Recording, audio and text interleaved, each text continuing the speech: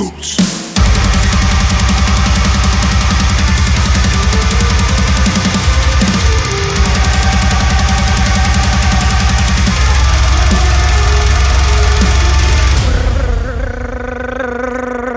That's Balrogs Blastbeats with a drum roll entrance and everything. This is a weekly nerdy contraption created by nerds to talk about all things. I've been looking over, because this is episode 10 now. I've been looking over the topics that we've gone to, and it's made me very, very excited. And I can't wait for tonight. And my name is Josh Redbeard. I'm Grant. Howdy. And I'm Margy. I am very hungover. I am 2-liter bottle of Powerade hungover. I didn't even know they made 2-liter bowls of Powerades. What 1 point? I'm that hungover I can't read. 1.5 liters. Still a lot. So I'll get. We always do our nerdiest thing of the week as our introduction for this podcast. That's our first segment we normally do. So, Grant, how you been nerdy this week, my boy? I've been nerdy this week listening to a podcast about history called Half-Assed History. So it's done by this guy. He's an Australian dude as well, so it's hilarious. Like all the Australian slang on top of Half-Assed History is just the most Australian thing you could ever hear. So it's the tagline they got for it is, it's a weekly podcast highlighting absurd and entertaining stories from history from around half an hour a week. It also makes your host, Riley Knight, feel as though his useless history degree was some kind of real world relevance. Yeah. So on this podcast is actually where I first heard about, going back to episode 3 or 4, the Mechanical Turk. That's where I first heard the story about that, was on this podcast. Nice. I love that. Obviously the way he covers it is much better than I. First of all, because I only put about 5 minutes into it and he spends like 45 on it. So it's much more in-depth version of the story with, proper comical pacing and stuff like that. But some of my favorite episodes is the Fourth Crusade, which is when instead of having the Christian Crusaders go to Jerusalem, they just ended up camping out in front of Byzantium, which is modern day Turkey, and essentially sacking the Christian city that hired them to go on the crusade. And I can't remember from the top of my. You have to listen to the episode to figure out how it happens, but it's pretty funny. And then there's also John R. Brinkley, who is the goat testicle doctor. So what he used to do was I give people goat testicles, because they thought it would make them more like, more potent.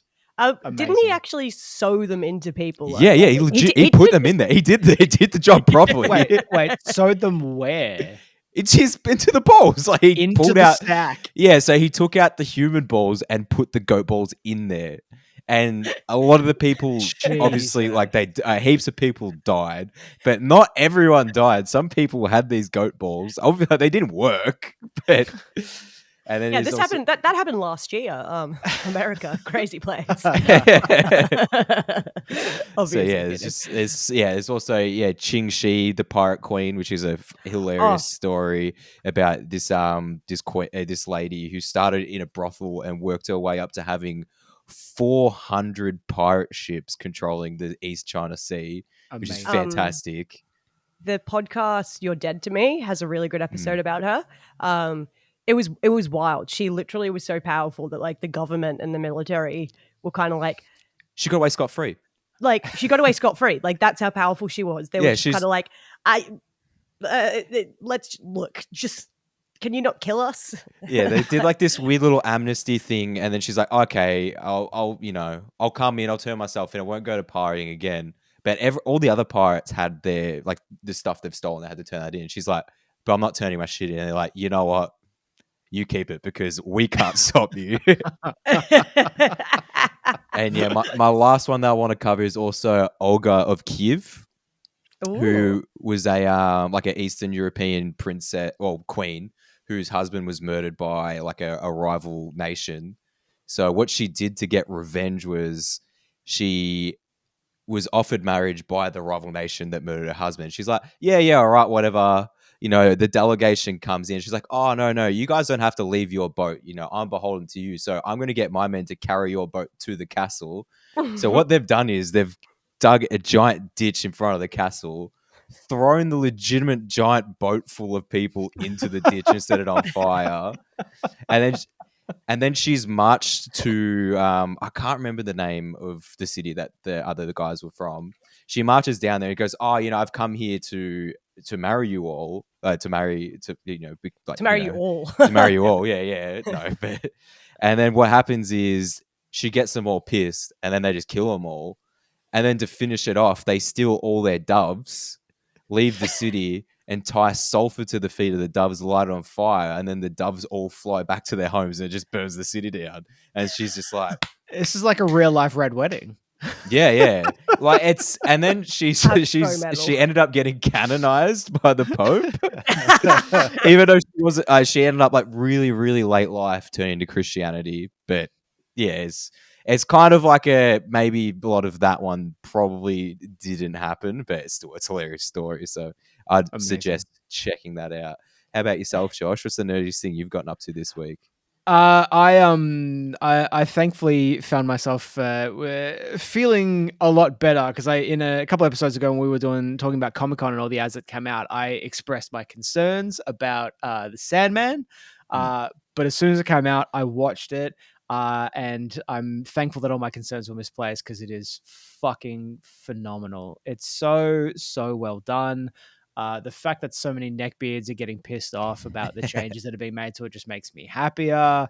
But like, I mean, for example, like everyone was complaining about the character of Death changing both race and sex, but there is no one who could watch that episode with Death and tell me that she didn't fucking nail it. Like was just exactly what, because Neil Gaiman even said, like when he wrote the original character of Death, that he wanted this to be the Death that he would like to meet at the end of life, like not an evil scary thing, like something that's nurturing, someone's there at the last minute. And the whole episode with Dream and Death is just fantastic from start to finish. It makes me so fucking happy. I think all the characters nailed it, even when there were changes to it. But yeah, so I literally just sat down and watched all of that in a night. And found myself very happy by the end of it. I was reading an interview with Neil Gaiman recently, though, which kind of made me sad. And he said that even with the popularity, because it was like number one on Netflix and all this sort of stuff, and Neil Gaiman said even with how popular it was and how many people have streamed it, season 2 is still not assured just because of how fucking expensive it was to make. Apparently it was just stupidly expensive. And so, will we see a season 2? I don't know. But it's made me want to go back and read the comic books again because I haven't read those in ages. And sorry, so is it based off a comic? Graphic novel? It's based off a graphic novel originally, yeah. And there's so many like ins and outs and stories and stuff like that. Because the whole idea of it is like, Dream is sort of a conduit for these stories. So there's millions and millions to tell, obviously, because there are so many dreams and whatnot. And at the end, there's some suggestion between him and Desire as to kind of what'll happen in season 2.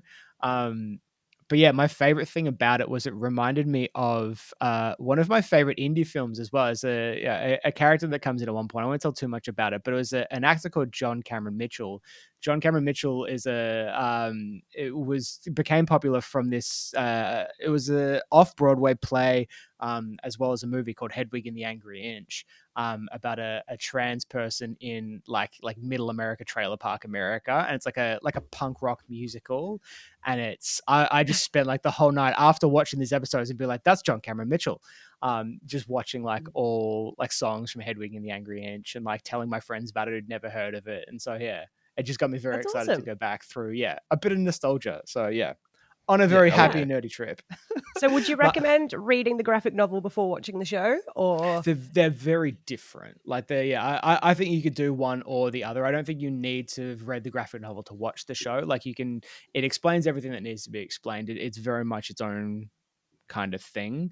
Graphic novels are 100% worth a read because they are amazingly well done. They're gorgeously illustrated. But I don't think you need to do one to watch the other. I think you can enjoy them quite separately. Okay, sick. Because graphic novels give me car sickness because I read too fast. So it's like all the motion blur on the pictures. Wow, this plot is progressing so quickly. But I'd say that the only downside is because it's a Netflix original, isn't it? Yeah. So it's guaranteed to be cancelled after the first season. Like I feel like they just do it as a tax write-off now. It's like, oh, we'll make this thing. Oh, people really liked it. Can it? Why are we losing money? Can it? I don't know. Let's put up the prices instead of making the things people like instead of cancelling them immediately. I mean, that is 100% entirely possible that that'll happen. So, I mean, fingers crossed not, but shrug emoji. Everyone what write about- letters into Netflix. Exactly. What about you, Margy? What's the nerdiest thing you've done this week? I have been hyperfixating. Fuck I have a yes. thesis to write, and I'm, instead of doing any work on it, hyperfixating on, can we guess what it is? The Wheel of Time, obviously. It's bad. I hate watched the Amazon Prime series. I've Hate watched is such a good term. So angry the watching. And I've discovered a couple of podcasts which has been really good. So like I've listened to them about like the past couple of books, and like it's really good because there are so many characters in the Wheel of Time. So shout out to the Wheel Takes podcast. Really like that. And the Dragon Reread. Been really good for catching up on things. And it's like, oh, I'm not the only one who thinks that Perrin's a effing idiot. Like, he's so dumb. He's so slow. And I can relate right now. I've got half a brain cell. And obviously still steaming through the books. And the hate watching. Like, because some of the casting, like, had some backlash over it, but I actually think most of the casting's done really well. But sometimes they don't have like continuity in like the race and the casting, which like is weird, but like there are some outliers described in his books. So it's like, even though they were from here, they had blonde hair, and it was like, oh wow, like things happen. But like every race is described with quite similar features, like so that's like an interesting conversation and thing that I've been thinking on, like, do you cast people for appearance or for their suitability for the role, like for death, like as you were saying. So yeah, that was interesting. But hate watching the show was great, because, and then watching all the videos that are like, they fucked everything up and here's how, and I was like, yes, this, and sweet vindication. And it's so funny listening back to podcasts now where people were like so excited about certain things being in the show, and then now that the show's been released, I'm just like, oh yeah, there was a lot of things y'all didn't get in the show. Oh dear. Like, you missed out. But hyperfixation, good.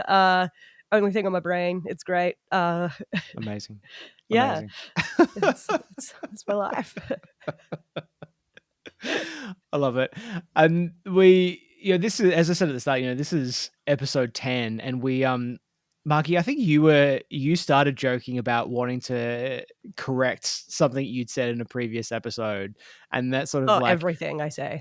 it kind of spitballed into this thing of we'd all kind of like said at least one thing that, like, as soon as we said it, we realized that we were wrong or it was dumb or whatever. And I think that's like, I think it's a common trait of people with a Spurgalicious brains, is that the only thing that works faster than our brains is our mouths. Our mouths. Yeah.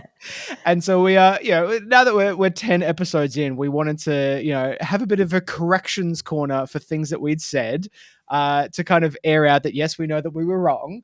And this is what we meant to say if we had brains that function as they should. And also, whenever we get stuff wrong, let us know. Like, slide into our DMs and be like, actually, and like, I'll allow it. Yeah, so I think the best way to get to us if we do something is wrong is if you leave a 5-star review and under it you put what we've done wrong. It'll actually go to the top of the reviews, so we'll be able to see it easier. Very smart. That is big brain energy right there. Yeah, absolutely. 100%. So I guess this is us kind of well-actualing ourselves, so to speak. Where does a mansplainer get his water? From a well, actually. From a well, actually. So if I'm gonna correct myself on a couple of things first, even in just the last episode, I mean, Margy called me out in the episode itself because Margy corrected me on the spot with a well, actually. But I did say, which is embarrassing considering I just finished reading the Greek myths, but saying that Apollo was a Roman god rather A Russian than a Greek god, my god. Russian god, yeah, right, fixing it all the time. Obviously, Apollo is not; he is a Greek god, and I was wrong about that. But I think the one that haunts me the most was the fact that when we were talking about were there any disabled superheroes, I fucked up like twice in 2 minutes. One mainly because I just blanked over, and I mean technically both of you did too, but I'm not going to throw you to under the bus. The fact that Charles Xavier is probably one of the most powerful superheroes in Marvel history. I still don't understand what his power is, but we'll get to that. Brain. Telekinesis. He has a very powerful brain that can move things and change, pause time and do all sorts of wild stuff. Wait, what? Yeah, Charles Xavier is one of the most powerful mutants. Why doesn't he do shit in the movies? He just sits there in a weird hat. He's quite underpowered in the films, to be completely honest. Like quite underpowered in the and until he puts himself into another body, because that was pretty impressive. But we won't go into that because that whole thing makes me mad. But the other thing that I said was I pointed out Oracle, who's Commissioner Gordon's daughter, and I said Martha Gordon rather than Barbara Gordon, and I got confused because Martha is obviously Bruce Wayne's mother and Superman's mother are both called Martha, and so then my brain just went DC characters Martha, but no, it's Barbara Gordon. And again, I guess also Gordon, being Commissioner Gordon, also ties it into that Batman vernacular as well. Does Deadpool count as having a disability because he's got he just has cancer. Degree? Oh, just has cancer. Just has cancer.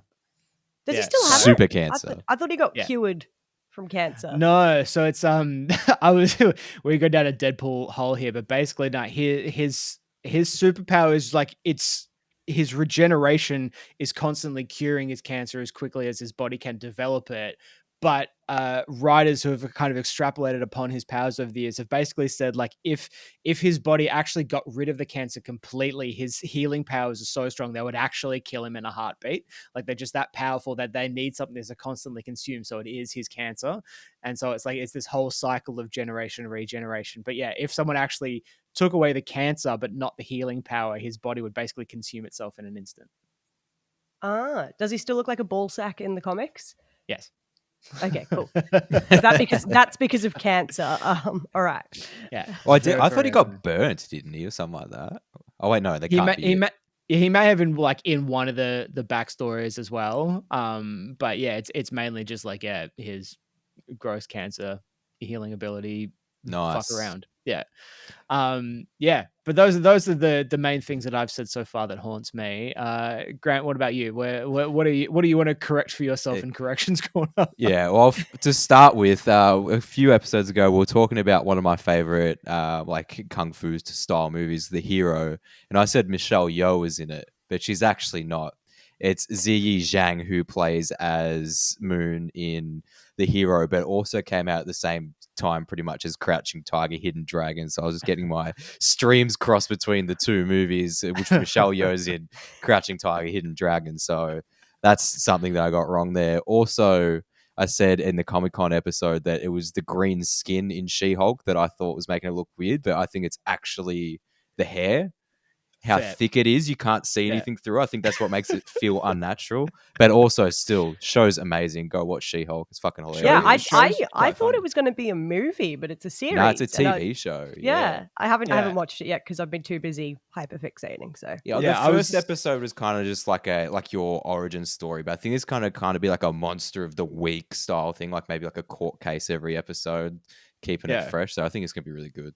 Yeah, I'll agree with that. I was actually pleasantly surprised, and when it's funny, it's very funny. It's actually I almost hope it leans. Funny. Yeah, I hope it leans more into the humor as it progresses. Because when it's funny, it's very funny. That's its strength. Yeah. Yeah. Also, when we were talking about remaking magic, I basically described the entire plot of Halloween, including talking about Jamie Lee Curtis, John Carpenter, and how much money they made from that movie, and then proceeded to call it Friday the 13th, which is a blatant ripoff of Halloween. So I'm sorry for that. Even though I think I might have corrected that one in the episode in the end, realizing I'm like, wait, fuck, that's Halloween, actually. How about you, Margy? Oh, look. What sins do you need to cleanse? I suffer really badly from foot and mouth disease. Let's start. I got the name of the forest spirits from Princess Mononoke wrong, which is hilarious because I have them tattooed. They're kodamas, not kokodama. Kokodama are like the hanging moss balls that you can grow plants in. Like it's like a Japanese way of growing plants. And kodama are the forest spirits. So screwed that up. I totally, in the entire like gatekeeping in the music industry episode, I went through the whole thing without a single bomb the music industry reference. And I'm so sorry, Jeff Rosenstock. When we were talking about the AI playing D&D, I didn't explain the main reason why it was so afraid of the beholder.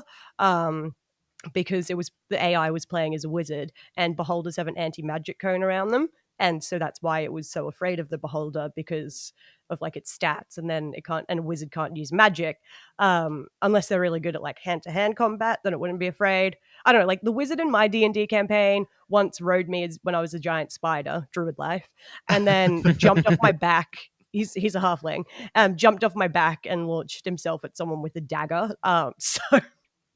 And I said Ghibli as Ghibli, but it's technically an Italian word that's pronounced Ghibli, but the Japanese call it Ghibli. And then Google, I looked it up, said Ghibli. So like Who knows? Who knows? Yeah, I've always said Ghibli, so is Ghibli wrong? I think it's the Englishization. Yeah. Well, because I say Ghibli, but then again, who fucking knows? Because you're Italian, obviously. Yeah, of course. Look at me. Look at my tan. I'm a very Irish, very small part Chinese Italian. I think I just look at that and my brain just goes to like the whole GIF versus GIF argument, and I refuse to accept that GIF is how you say it because it's 100% pronounced GIF. I don't care what anyone, even the creator, says. And so Ghibli, I just have to say the hard J. And I did have someone explain to me about She-Hulk, how like there's two different representations of her. So she becomes She-Hulk because she gets like a blood transfusion from Bruce. And I don't know if that's how it's like in the TV series, but in the TV series they're in a car accident and then she tries to like pull him out and she has a cut on her arm and he has a cut on her head and like his blood goes into hers. Yeah. So one of them she can transform, and then one of them she's just always in like a massive Hulk form. And apparently when she's in the massive Hulk form, Thor is really into that. So he's got a thing for She-Hulk. Steamy. So, I know. So always write in.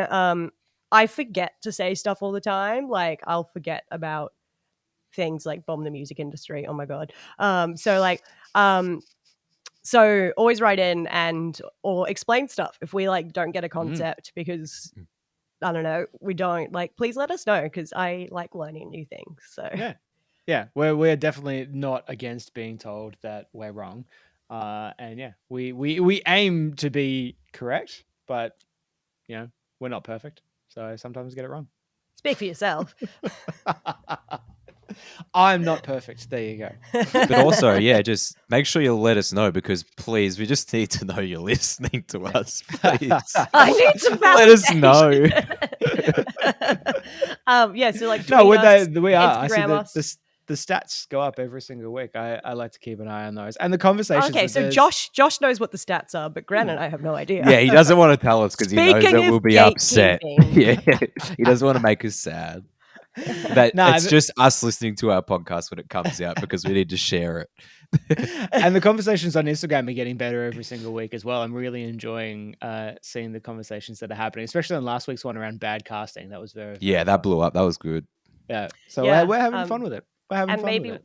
Or you can always just do a Wolfpack with us where, you know, they released the Silent album to raise money and got people to stream it overnight and broke the internet. You can always just do that with us. Just turn the volume down, play us overnight. 100%.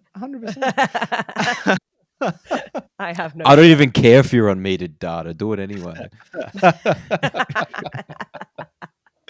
But this week on Balrogs and Blastbeats, I thought it'd be fun to have a discussion around the real concept of influencers, and I say that with a lot of spite because there are certain types of influencers Trepidation.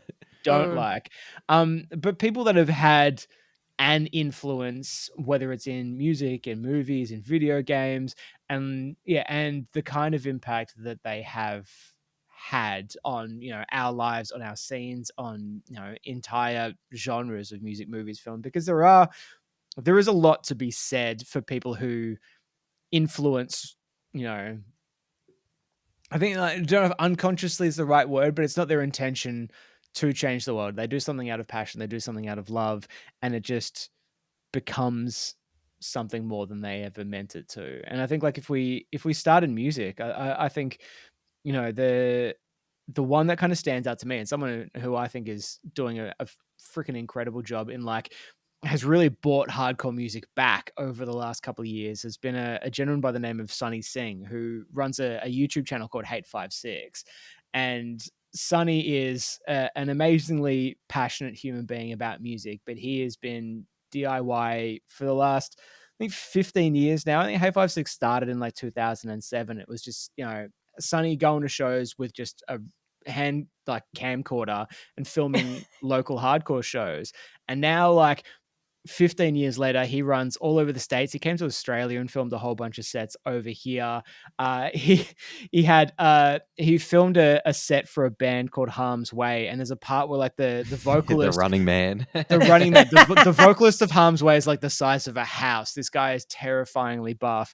But yeah, there's a video of him like doing the running man, and there's a Facebook page that had something like 750,000 likes of just people taking that video and putting different like pop songs over the top of it and whatnot. But it was fucking amazing. But as well as that, like, Sonny's continued to grow and grow and grow, but still kind of holds true to his roots about going and filming like the opening band at every show that he goes to. Make sure it's like opening to last band, and just puts all this stuff out on YouTube, does it from the goodness of his heart. Like, he has like a Patreon, he does a whole bunch of cool stuff behind the scenes, but he does it for the love. And I was speaking to him recently because, he's, like I said, he started in 2007 just filming local hardcore shows. And now he's gotten to the point where I think he worked with Rage Against the Machine for probably at least 10 shows. Like, he did all 5 shows at Madison Square Gardens and did a bunch of other shows around the area as well. And like, that was the band that, like, Sonny, as a person of color, seeing other people as people of color on the stage doing that thing, it was very rare to him, but it sparked that love inside of him. And he, dedicated his life to this, not because he wanted to be an influencer, not because he wanted to be famous or like, get free shit. He just had a fucking passion for music. And seeing the impact that he has had on the entire music scene is fucking amazing. And that's my definition of what an influencer should be. Yeah, that was very well put together. Yeah, well spoken, very in depth, far more emotional than my one. I believe. Look, I was planning on writing my notes today, except I slept the whole day, except for a period of time where apparently I woke up and had Uber Eats because I have a bag. Hell yeah! No recollection of that. Someone sent it to me. I was like, oh. Yeah. So I remember to send us Uber Eats on Patreon. Yeah, absolutely. Please, I'm so poor. Someone feed me. My home address is. But Grant, tell me about yours. Like, where did you go with if it is musical influences or not?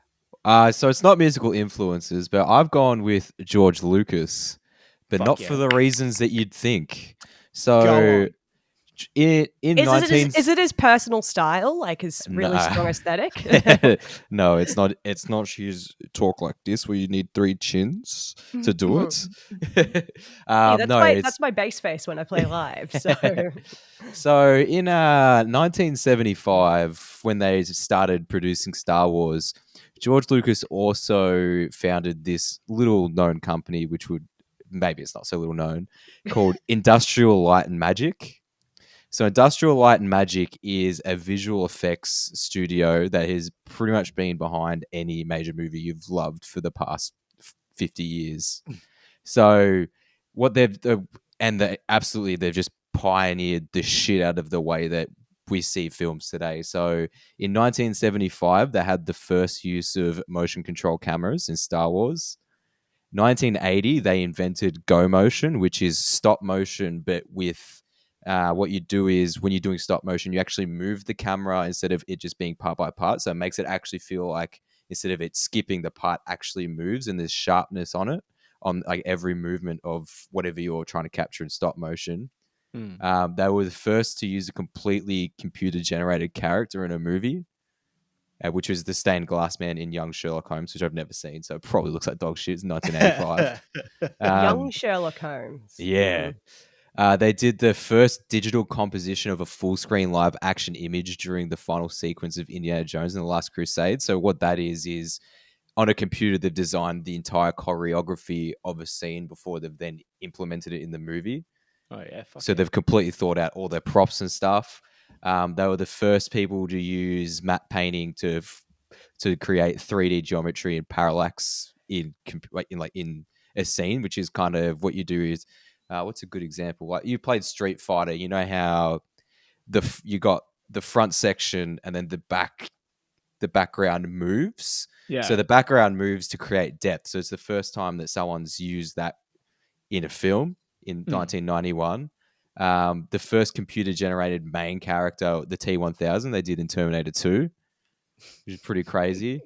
They did all the shit for the living creatures in Jurassic Park. They did all the stuff for Jurassic Park. And yeah, it's just crazy. And then, yeah, obviously their crowning achievement is the volume. I don't know if you two have seen The Mandalorian, I assume. Yeah. Oh, yeah. Yeah. Have you watched the special commentary and stuff for that? Like all like this side stuff? Like the room that they film The Mandalorian in there's no green screen background in The Mandalorian. So what it is it's this giant circle that's LED screens all the way around and the roof. And they fill in the set with like sand and like real parts.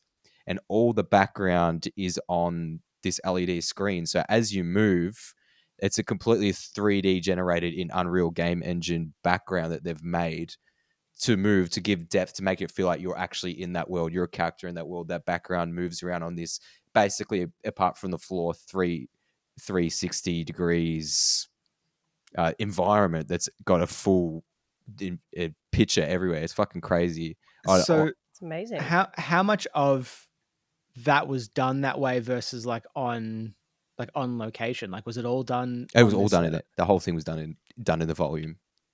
Like so everything that you've said, like Sorry, like of The Mandalorian, like all that stuff Yeah. was done in The Mandalorian. It was basically all in the volume. I don't think there was any location work on that at all.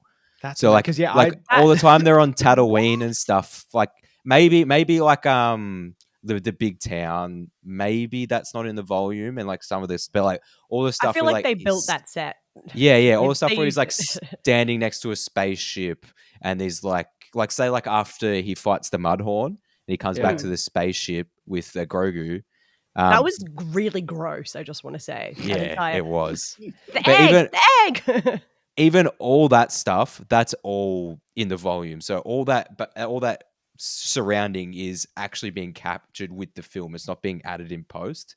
It's actually amazing. there behind him. So you get like a more real interaction with the environment, even though it's still not there. But the actor can actually see the light, and also the light source comes from the volume. There's no exterior lighting. So because it's built in a game engine, so game engines have lighting built in. So like say like if you play The Witcher or something, you run around, you can see the light shining through the trees from a specific point. But the volume itself, because it's a 360-degree dome of LED screens, the light source actually comes from those screens. So it's like the same as having a real sun in there. So not only are you evenly lighted, but you're the same. The light source is hitting the background the same as hitting every single object inside the volume at the same angle. So yeah, it's fucking crazy. They've done so much shit. That's so smart. Yeah, it's the first of its kind. I can imagine it was extremely expensive to make. I can't even fathom how you do that. Yeah, Like, you my honestly brain is... look it up. Like, yeah, we'll put in the show notes the volume from ILM. Like, you have to look at that thing. It's fucking crazy. But even like some of the people, like notable employees that have come out of ILM. So first of all, we've got John Nolan, his brother Thomas, who invented Photoshop. They came from ILM.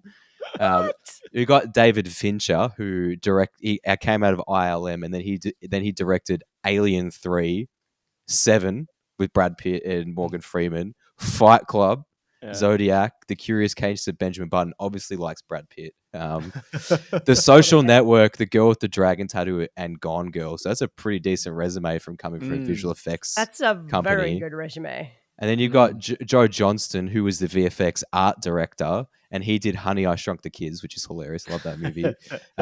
Jumanji. He did fucking Jumanji, the original one. Classic. He did Jurassic Park 3, which I think is pretty good. Some people don't like Jurassic Park 3. And he did Captain America and the First Avenger, but that's boring. Wait, what happened to Jurassic Park 3? That's the one where it eats the cell phone? Yes. Yeah, it is. Yeah, and it shits it out. Yeah, and they break through the fence and the pterodactyls get out. And they're like, ah!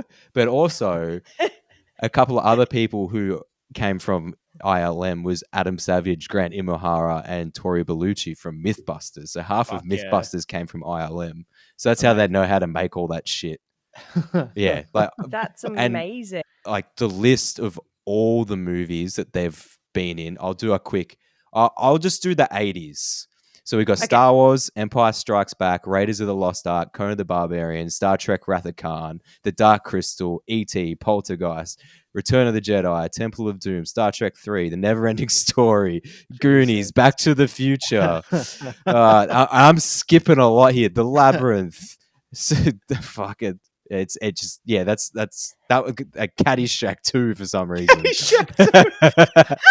I wonder if it's just like the Gopher. Maybe it was just like Gopher that's like dancing. Ghostbusters 2, Back to the Future Part 2, and that's just the 80s. And they've done the lists for the 90s and the 2000s and onwards. It's just even longer. They did The Mummy as well, which is fantastic. Like that movie, we always talk about that movie.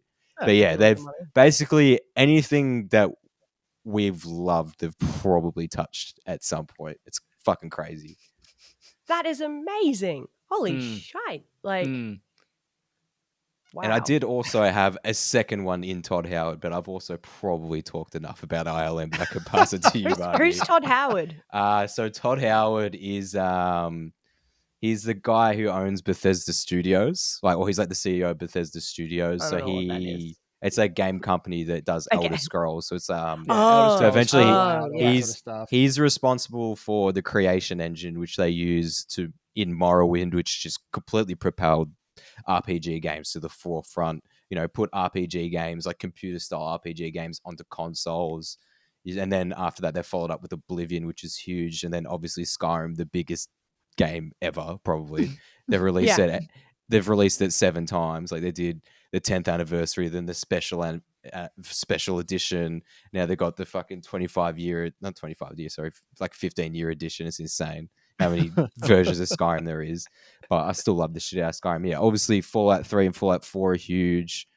Yeah, like I won't dive too far into Todd Howard because I did too much work on ALM to really get into him anyway. But that's wow.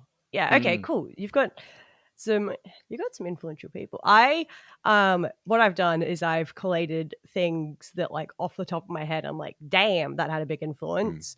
And I was like, what, like, talking about this with some people, like, and Black Sabbath, I think, like, come on, like, we like, they really made the metal what the metal is. So I found out that one of the big things in their tone was the reason why they played like the way that they did and why it was so different. I don't know if you guys know this, but I just was like, this is fucking cool and it's so good that they did this. So one of the guitarists had been a sheet metal worker, and the machine had come down on his right hand and it severed the tips of his middle and ring fingers, middle and ring fingers. I think it damaged his other fingers, and he was a left-handed guitar player, so the right hand is the one that does the fretting. It's kind of important. And then he was super depressed about it, and like then he heard an album by like Django Reinhardt where he played gypsy jazz and used like 2 fingers to fret chords because he'd burned his hand in a fire and still managed to play these like intricate melodies. He couldn't play with just 2 fingers, but like he like figured out like little fingertips that he made for himself. Like, Yeah, I think he actually used sewing thimbles. yeah, he did. That's what he put over the end. I'm pretty sure. Yeah, he made them from melted fairy liquid bottles, glued onto Nice. leather, and then sanded down the tips. And then the crucial thing, which I think is the really influential thing, was he loosened the strings. So I think he played a lot in drop C, or in C standard tuning. So yeah, so that's what gives Black Sabbath their sound, because if the lower that you play a string, the more that it's loosened, the easier it is to press down, right? So it loosened the strings, so he didn't need to press as hard, and then he like got proficient playing like this. So it gives the deeper tone, and he played things a bit slower and with a bit more of like the doom and stuff, and that's kind of like what gave Black Sabbath their sound. And I just think that was really cool, like that it was like working around, because he actually lost his fingers, I think, like the day that he was quitting working in his factory. Yeah. Playing And like he wasn't young either. He wasn't young enough to like just skirt around it. Like I think it'd be so hard, like already been playing guitar and then losing your fingers. Like me also working in the sheet metal industry, something I'm terrified about. Hyper sensitive of, so I understand. You should be wearing mesh gloves, those metal mesh gloves everywhere you go, because they look sick. It wouldn't stop nothing. It wouldn't stop nothing. Look, I do worry about that. I'm like, oh my god, losing a finger, and like I've thought about it. If anyone's saying I can lose this one, that's the only one out of all 10 fingers. That's the only one I can lose, and I can still play guitar. Because my bass is, I play with real heavy strings, and my pinky's too weak to press a string down by itself. So I reckon I could lose my pinky. Yeah, just get rid of it. We don't need it. I'm a bass player, let's be real. I just need like a stump and I'll get the job done. But no, you're right. Like Black Sabbath was so influential, like, to basically like create a new genre. Like I heard something recently that I don't know if it's true or not, but it sounds true. And so I think it's great. Is apparently like the reason why Black Sabbath called their music metal was because it's heavier than rock. And I was like, I don't know if that's true, but I like it, so I'm going with it. Is that where I don't know, but it sounds true. It's one of those things you're just like, that makes sense. Okay, fact checkers out there, find us out. I'm not claiming that one is true at all. No. I don't have to. We are claiming it's true, and it's the listener's responsibility to get back to us and tell us with a 5-star review saying you're wrong. This is where it comes from. But yeah, like Black Sabbath did create an entire new genre. So I'm having my brain's breaking. Is this something that everyone else knows, that metal is called metal because it's heavier than rock? I only literally heard that like 2 days ago. I'd never heard that saying before 2 days ago. So that's good, because I was just like, it made sense as soon as someone said it. I was just like, yeah, like can't argue with that. Makes sense. I've never understood why metal's called metal. I just assumed it was because like, I don't know. Yeah, I just never knew why it was called metal, and now it's just like. So like, say you see a band and they like call themselves stroked out. Yeah, they're calling themselves heavy metal, but they're not that heavy. Do you like call them aluminium because it's lighter than rock? You're like, oh, check out these fools playing aluminium. If they're super heavy, you call them like mercury, because that's got like one of the highest densities. Have you ever, like, I don't know, you probably haven't, but we were fucking around with like a barometer, like some kind of hygrometer or something in a lab once, and it was an old school one, so it still used like liquid mercury in there. Liquid mercury, not that bad for you as long as you don't like drink it. It's mercury salts that are really bad for you. Just a fun fact. So when you were a kid and you used to like break a thermometer to play with the mercury in it. I did. There's a reason I ended up studying science. And then everyone freaks out, and it's like, well, actually, it's not that bad because it's elemental and it's when it's in ionic form as a salt. Anyway, but we emptied out all the mercury from this meter into like a beaker, and it was like a little a conical flask. It was like a little, I think it was like a 20 ml conical flask, and it had like maybe 10 mils of mercury in there, and it was so heavy. Like it's like it felt like it was just really comical, like picking it up and being like, oh god, it's really heavy because it's like this tiny. There's blast nothing in there. Yeah. Anyway, Is this a bit? Are you doing a bit? Are you doing a bit? Oh, pick this up. Oh man, it's really heavy. Yeah. Yeah. It's on my skin. And I was watching the postdoc do it without gloves, and I was like, shouldn't you wear gloves? He's like, meh. I was like, and that's why organic chemists used to have a life expectancy of 40 years. Amazing. That's not the only reason. But and that's how the 'cause apocalypse started. It's because they always smoked in the labs. Fuck's sake. But other big influences, I want to shout out Rosalind Franklin, who was essential in determining the structure of DNA. So she solved the crystal structure, which is a crystal structure is when you shoot an X-ray at a crystal, which is just like something that's solid, and it will break into a pattern based on like how the X-ray interacts with what's there. And because light is both simultaneously a wave and a particle, which I'm not doing that right now, but it's anyway, complicated. Take your word for it. Okay, so the way that waves interact, think about like if there's waves in a pool, like if there's like something's going down and something's going up, it cancels out, right? It's nothing. But if something's going up and something's going up, it's twice as high. And if something's going down, something else is going down, it's twice as low. So you end up, based on the way that these waves scatter, you end up with a pattern based on whether the waves are adding or subtracting or doing different things.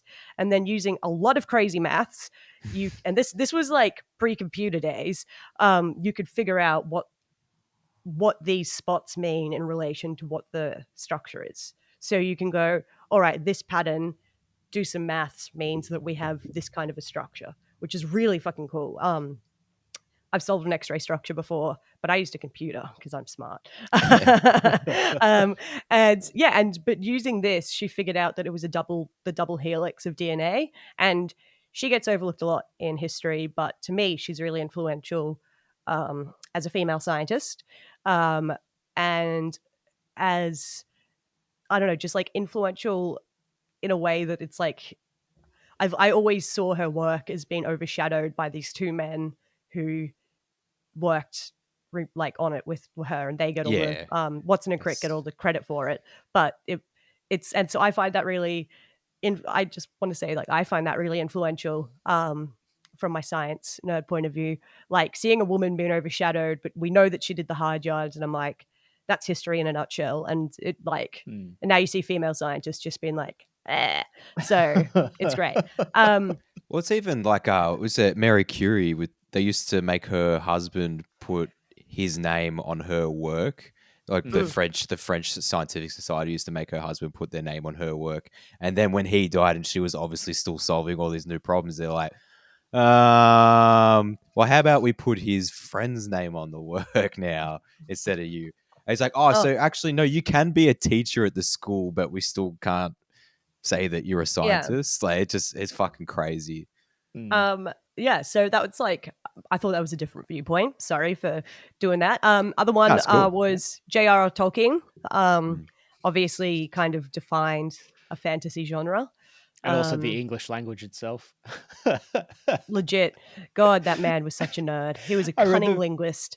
My favorite quote from him was apparently, I think it was one copy of Lord of the Rings was rejected by the editor because he said that J.R. Tolkien was using dwarves like VES, not dwarf like F and then S, and the editor sent it back just being like, "There's no such word as dwarves; it's dwarves according to the dictionary." And J.R. Tolkien replied like, "I wrote the dictionary. Don't you dare ever quote that to me again."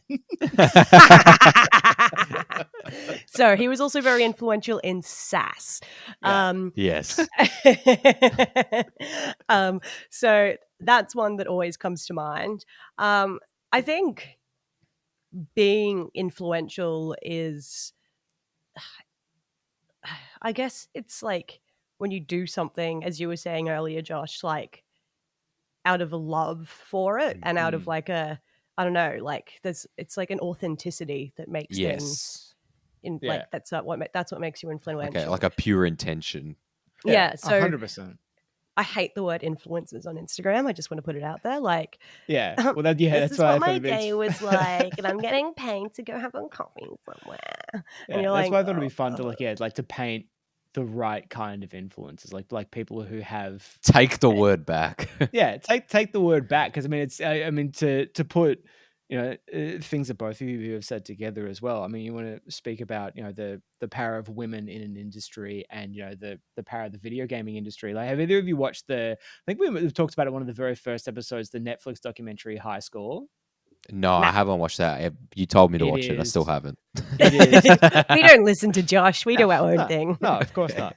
But it is like beyond phenomenal on so many different levels. It's probably one of my favorite like Netflix documentaries. But basically, it goes back through the history of video gaming in so many different ways. And like some of the first people that talked to is like a person called Becky Heineman. And the story behind Becky is that in her early life, like she couldn't afford video games, and so she reverse engineered an old gaming system and created like a pirate like version of it just so she could play video games. Ended up becoming the first national video game champion ever. It was the first competition that ever existed, was a game of Space Invaders. And she won that, and then went on to start working for a video game company that ended up folding, and then her and 3 other people founded Interplay, and Interplay created fucking huge company. Descent, Earthworm Jim, Battle Chess, all this sort of stuff. Like she was influential not just in that world, but it was winning that competition that made her feel comfortable to realize that she was a trans person, and to really actually bring Becky out into the world for the world to see as she is today. And there's a really, really powerful story behind that.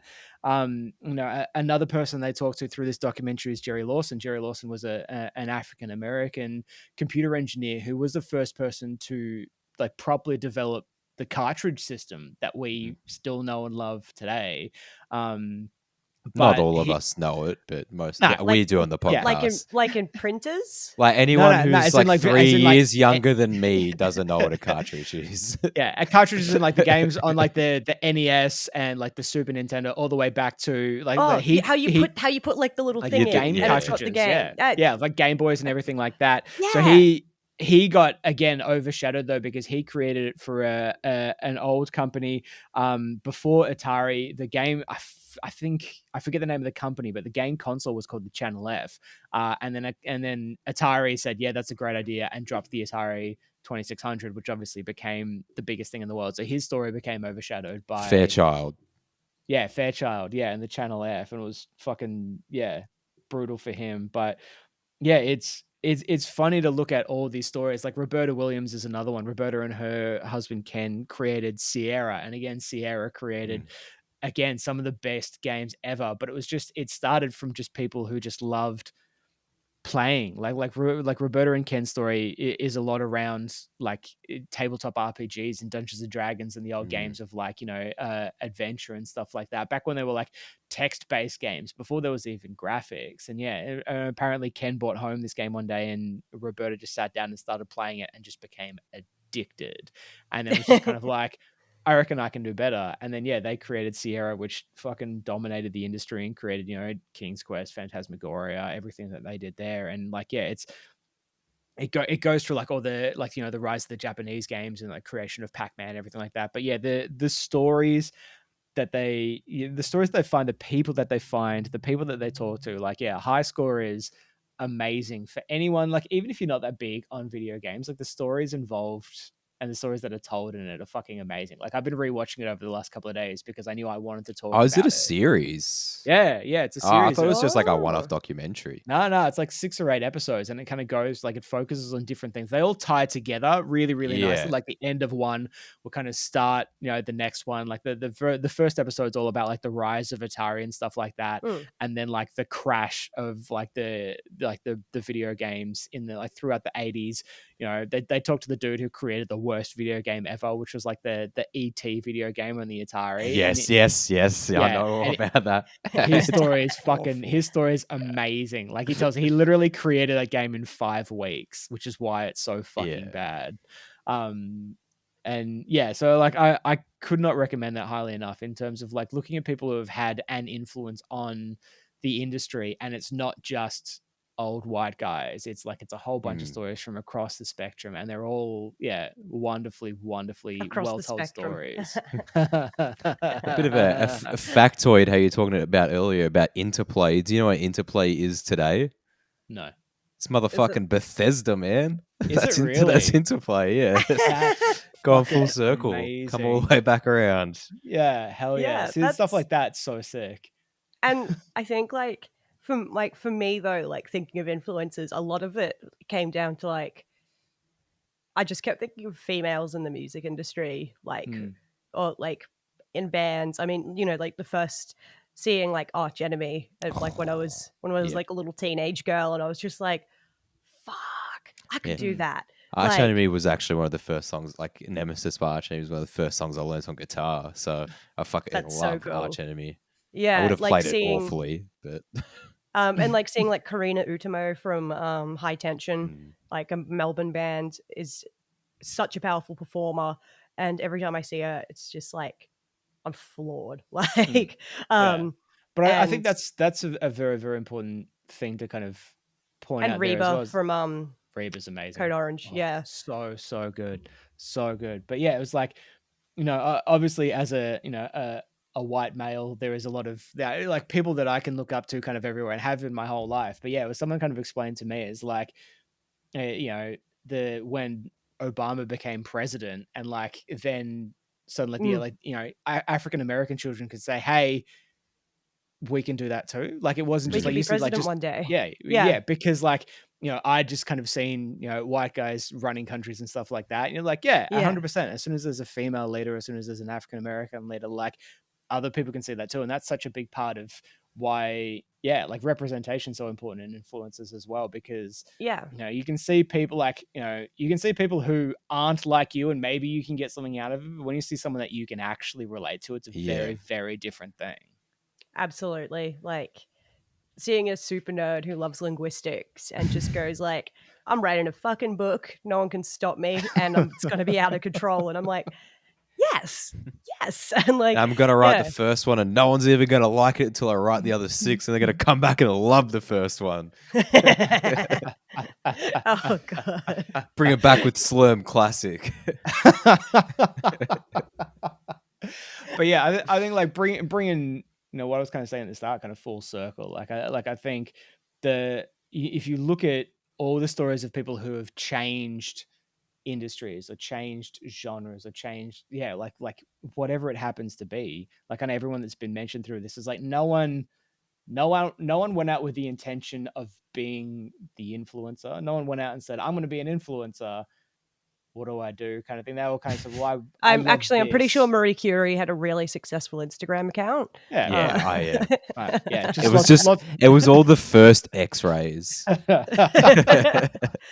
that was Runker, his like ROENTTGER. First X-ray was not of his wife's hand, but it's said to be of his wife's hand. Common misconception. Nerd. All right, we're gonna roll it back. We're going back to the corrections. Roll it up. Beep, beep, beep, beep. But yeah, I think anyone that wants to become an influencer is the same kind of thing as anyone who like wants to get into music just to be famous, or like wants to do that just to become a rock star. Like you like wait, people get into music not just to be famous. I thought that was the whole point of playing in bands. You get free drinks and groupies. Oh my god, yeah, get free drinks and groupies. 100%. Well, we're not there to make money. Two free pots per gig. 2 free pots, guys. Look out! I swear, there's no water in it. No, none whatsoever. But yeah, it's that irony of like if people want to be influencers, then they won't be. Like they'll never change anything, because it's more about keeping the status quo because they want it for themselves. Whereas like it's about conforming to make money and to So influencers don't shame actually want to people. change anything because that would threaten their position. No. Shout out to diet culture and like that was so toxic in like the 90s and early thousands, and like that definitely was a big influence on me. Shout out to Slim Shakes. Shout out to like Fuck, I used to drink those. aggressively like shaming women's bodies Yeah. everywhere, and 2013. Shout out to that was the 90s time, Women's too. Weekly. Yeah. Shout out to body dysmorphia in general. It's not Yeah. affecting me at the age of 35 as well as it was when I was 10 years old. That's fine. Whatever. Yeah, it's fine. Me have eating disorders? Never. Like No, what? no. Welcome to your perfectly traumaless Balrogs and Blastbeats. As usual, Margy introduced some trauma. The synopsis for every episode: Margy makes things dark. Josh and Grant sit there uncomfortably. We Then they told talk you about to video keep games. it in the box. But yeah, I don't want to poo-poo anyone's dreams in life. But yeah, I don't think you could be an influencer and change the world. I think that's what it comes down to. I think if you want to change the world, you have to change the world. But Because you want to. Yeah, because you want to change the world, not because you want to be popular, not because you want to, fucking for people to know your name. People knowing your name is the worst as well, by the way. It is the absolute worst. You just especially fade when they into call the me background. Margy, and I'm like, Margy. who dat? I'm not a spread. You're old margarine. Yeah, absolutely. And you can be a bad influence by, like, look at fucking QAnon shit. Like, you can absolutely I can't believe people actually go what are you there. talking about? Go I to love, QAnon. I love lizard theory, conspiracy theories. But like, I know that they're conspiracy theories, but there's nothing wrong with speculating wildly that like lizards run the world. Like, but believing that lizards run the world is a different thing. But they do have really cool eyelids. Like, so. The draconian overlords will hear us. Be quiet. So yeah. I think doing something out of love and just passion is really important. But if you're doing something to make money, like the body shaming thing was to sell papers and to sell diet trends and stuff, like, or if you're doing something because it's fun to fuck with idiots, that's not the best way to be an influencer. Yeah, with great power comes great responsibility, as Uncle Ben and Aunt May in the current incarnation of Spider-Man will tell us. I could actually say it's the second worst way to be an influencer, just slightly under dictator. You think dictators are influencers? Well, yeah, absolutely. They're the single force of influence. I don't think it's influence so much as obligation. It's forced influence. Forced influence. Coerced influence. Yeah. Coercion. Yeah. Coercion with a gun. Yeah, absolutely. Absolutely. Coercion with a goat testicle sewn into your own ballsack. That's a government I can get behind. On that note, we are going to move into the final beat for this episode, which is technically inspired by my housemate. Because we were sitting on the couch the other night and she just like randomly at one point just turned to me and asked me this, would you rather? And so I've put in the would you rather to you two as well for this week's final beat. And I will make an amazing Photoshop design and put this on the Northside Nerds Instagram on a Friday. The question for would you rather today is, would you rather be a centaur or a mermaid? In the non-gender conforming sense of the word, a centaur or a mermaid. Merman. Margy, let's start with you. Would you rather be a centaur or a mermaid, and why? Okay, look. Also, we got to define if it's top half or bottom half, because like. Imagine it's random. When the the stakes are high. The stakes are high. Yeah, the classic type of bottom half fish, top half human for a mermaid, or a centaur horse, and then from the neck of a horse, it's a human torso. Let's go with those two classic designs. All right. Wait. Before we get to there, I just want to speculate wildly. If you were, say, the mermaid that was top half fish, bottom half human, like, would you just drown? because like you just couldn't swim? Like, or would you like underwater suffocate because you wouldn't be able to swim as well as a fish because you got Depends these. if you have. You have these little two flippers, but you're not gonna have like the rest of the motion. You just got fucking cankles out the back, like Maybe it would you could make be a all really good swimmer. swollen from the water. Oh, that's Your true. skin's gonna fall off. I was also gonna ask, like, if you're a mermaid, do you have gills? How do you breathe underwater? Can you breathe air as well as water? These are the kind of stipulations I need to know, because that's going to influence my decision. Tell Like, us your magic mechanics. We just talked all about this last week. You need to specify the parameters. Yeah, you got to specify. All right, let's say that you could pop your head above water and be there for like a minute or two, but you wouldn't survive. If you're pulled out of water, you wouldn't survive. Okay, are there sea witches who will steal my voice? Yeah. I don't know. Maybe You have to find out. Are there other mermaids? Are there other mermaids? mermaids, or will it just be me by myself? That depends on what I choose, I think. Yeah. Let's say there's communities of centaur or mer people in the world. Oh, I think I just have to go mermaid. I think the idea of like luring sailors to their death is just it's something I've always aspired towards. Greek mythology has been really bad on my mental health. Yeah. And let's be real, it was always dugongs or / manatees that people saw, and they're like, "That's a hot woman," and it's like, so hot. Jeff, you need to get your eyes tested. Yeah, it's a sea cow. It's amazing what the invention of glasses has done. Yeah, and look at how much the dugong population has diminished ever since people got glasses. Yeah, probably all their eyes have just been fried from the reflection of the water from being at sea for months. Like, I don't know if that happens. Like, I know it happens if you're in the snow. I don't know if it happens if you're at sea, but you get like snow blind from like the light from like coming off the snow into your eyes. But yeah, I don't know if it happens at the sea. All right, Grant, what are you going to do? Are you going to come be a mermaid with me? Centaur. I hate the beach. I don't like the sun, so I feel like it's really difficult to get away from the sun being a mermaid unless you like go real deep.